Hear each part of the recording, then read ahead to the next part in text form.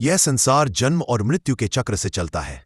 हर प्राणी इस चक्र में बंधा हुआ है। फिर भी मनुष्य अपने जीवन को ऐसा समझता है जैसे यह हमेशा रहने वाला हो। एक बार एक युवक बुद्ध के पास आया।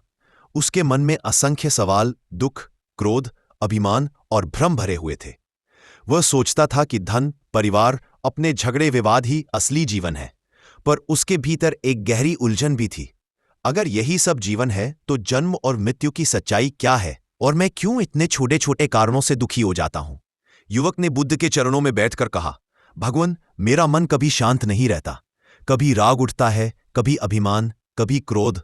कभी कभी लगता है कि धन, दौलत, झगड़ा यही जीवन की सच्चाई है। पर दिल के अंदर महसूस होता है कि शायद यह सब कुछ नहीं। मुझे बताइए, जीवन का असली रहस्य क्या है? बुद्ध ने शांत स्वर में कहा, मनुष्य अपना जीवन देखता है, पर जीवन का सार नहीं देखता। जो जन्म लेता है उसका मरना निश्चित है। जो आता है वह जाता है। पर मनुष्य इस साधारण सत्य को स्वीकार नहीं करता। इसी अस्वीकार से राग, क्रोध, ईर्ष्या, अभिमान जन्म लेते हैं। युवक ने पूछा, लेकिन भगवान, हम इन भावनाओं में फंसते क्यों हैं? बुद्ध ने एक उदाहरण दिया। एक बार एक आदमी नदी किनारे बैठा था। उसके सामने नदी में एक लकड़ी का टुकड़ा बह रहा था।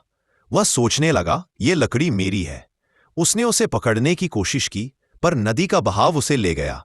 वह दुखी हो गया कि उसकी चीज चली गई। पर सच यह था कि वह लकड़ी कभी उसकी थी ही नहीं। मनुष्य भी ऐसे ही है। जो चीजें उसकी नहीं है, धन, परिवार, शरीर, पद, सम्मान, उन पर मेरा का ठप्पा लगा देता है, और यही मेरा भाव दुख का कारण बनता है। युवक ने सिर झुका लिया। भगवान, यदि सब कुछ अस्थायी है तो क्या हमें कुछ नहीं करना चाहिए? क्या हमें संबंध नहीं रखना चाहिए? बुद्ध मुस्कुराए। संबंध रखना बुरा नहीं है। बुरा है उनसे आसक्त हो जाना।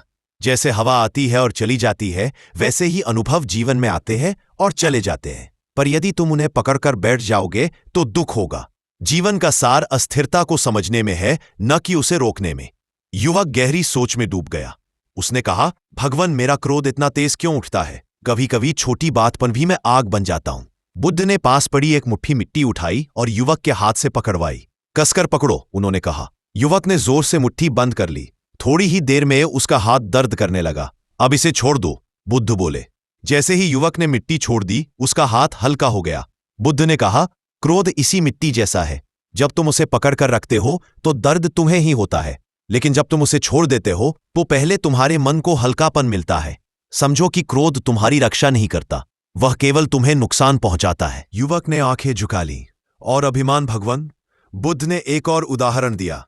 एक फूल सोचता है कि वो सबसे सुंदर है। वो हवा, बारिश, धूप पर क्रोधित होता है क्योंकि उसे लगता है कि उसका रूप बिगड़ जाएगा। पर हवा, बारिश, धूप तो पूरे संसार की है। वे तो अपने काम में लगी है। फूल के अंदर का अहंकार ही उसका पतन कर देता है। मनुष्य भी उसी फूल की तरह है। उसे लगता है कि सब कुछ उसके अनुसार होना चाहिए। यही अहंकार उसे दुख देता है। युवक बोला, तो क्या अहंकार खत्म करने से जीवन बदल जाएगा? बुद्ध बोले, अहंकार खत्म नहीं होता, उसे समझकर शांत किया जाता है। जब तुम यह स्वीकृत कर लेते हो कि तुम इस विशाल ब्रह्मांड का एक छोटा हिस्सा हो, न अधिक न कम, तभी अहंकार का स्वर धीमा पड़ता है और तब जीवन हल्का हो जाता है। कुछ देर बाद युवक ने फिर पूछा, भगवान, लोग एक दूसरे से क्यों झगड़ते हैं? परिवार में, समाज में हर जगह विवाद है। सब कुछ जानते हुए भी मनुष्य लड़ता क्यों है? बुद्ध ने उत्तर दिया, क्योंकि लोग अपनी सोच को सत्य मान लेते हैं। वे अपने विचारों को इतना पकड़े रहते हैं कि उन्हें लगता है कि केवल उनकी बात सही है। जब दो लोग मैं सही हूं के अहंकार में बोलते हैं तो झगड़ा होता है। लेकिन जब एक व्यक्ति भी कह दे, हो सकता है मैं गलत हूं, वही संघर्ष खत्म हो जाता है। युवक ने गहरी सांस ली। भगवान, और धन दौलत, उसके लिए इतना संघर्ष क्यों? बुद्ध ने जमीन पर एक सीधी रेखा खींचते हुए कहा, यह मानव जीवन है, जन्म से मृत्यु तक। अब तुम बताओ, कितने लोग यह सोचकर जीते हैं कि वे धन साथ लेकर जाएंगे? युवक चुप रहा। बुद्ध ने कहा, धन साधन है, लक्ष्य नहीं। धन से सुविधा मिलती है पर शांति नहीं मिलती। यदि धन कमाते हुए तुम अपना मन खो दो तो तुम्हारी पूरी कमाई व्यर्थ है। और यदि साधारण जीवन में भी तुम्हारा मन शांत है तो तुम संसार के सबसे धनी व्यक्ति हो। युवक ने पूछा, तो जीवन का असली रहस्य क्या है? बुद्ध ने धीमे स्वर में कहा, जन्म और मरण, यह जीवन का अखंड सत्य है।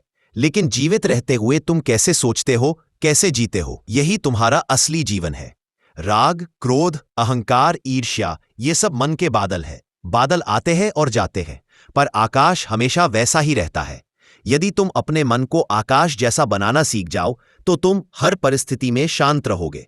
युवक की आंखें भर आईं। भगवान, क्या मनुष्य इस स्थिति तक पहुंच सकता है? बुद्ध बोले, हाँ, हर मनुष्य पहुंच सकता है, यदि वह अपने भीतर झांकना सीखे। तुम जितना बाहर भागोगे उतना ही परेशान रहोगे। जब तुम भीतर की आवाज सुनना सीखोगे तब तुम समझ जाओगे कि जीवन का सार बाहरी वस्तुओं में नहीं है, वह तो तुम्हारे भीतर है। युवक ने हाथ जोड़कर कहा, भगवान, मुझे वह पहला कदम बताइए जिससे ये यात्रा शुरू हो सके। बुद्ध ने उत्तर दिया, पहला कदम है जागृति। अपने मन को देखना शुरू करो। जब क्रोध आए उसे पहचानो, जब अहंकार उठे उसे पहचानो, जब राग अभिमान आए उसे भी पहचानो। मन को पहचानना ही मन को जीतने की शुरुआत है। फिर बुद्ध धीरे से बोले, जन्म तुम्हारे हाथ में नहीं, मृत्यु तुम्हारे हाथ में नहीं, पर तुम्हारे बीच का जीवन तुम्हारे हाथ में है। इसे क्रोध, अभिमान, झगड़े में मत गमाओ, इसे प्रेम, करुणा, शांति और जागृति में बदलो। युवक ने कहा, भगवान, क्या यही मोक्ष का मार्ग है? बुद्ध ने कहा, हाँ, मोक्ष यही है, मनुष्य का अपने मन के राग द्वेष से मुक्त होना। जब तुम समझ जाते हो कि तुम ना जन्म हो ना मृत्यु, तुम मात्र एक यात्री हो, तब जीवन आसान हो जाता है। बुद्ध उठे और चलते हुए बोले, धन आएगा, धन जाएगा, लोग आएंगे, लोग जाएंगे, सुख आएगा, दुख जाएगा, पर यदि तुम्हारा मन स्थिर है तो यह संसार तुम्हें विचलित नहीं कर सकता। युवक उनके पीछे खड़ा रहा। उसकी आंखों से आंसू बह रहे थे, पर वे आंसू दुख के नहीं थे, वे समझ के आंसू थे। उसके मन में आज एक नई रोशनी जगी थी, जागृति की रोशनी। वह मन ही मन बोला, आज समझ आया कि जन्म और मृत्यु के बीच जो समय है वही मेरा असली जीवन है, और मैं इसे व्यर्थ के झगड़े, राग, अभिमान में नहीं गंवाऊंगा। और वह वहीं से बदल गया, अपने भीतर की सच्चाई को देखकर। यही परिवर्तन ही बोध है, यही समझ ही मुक्ति है।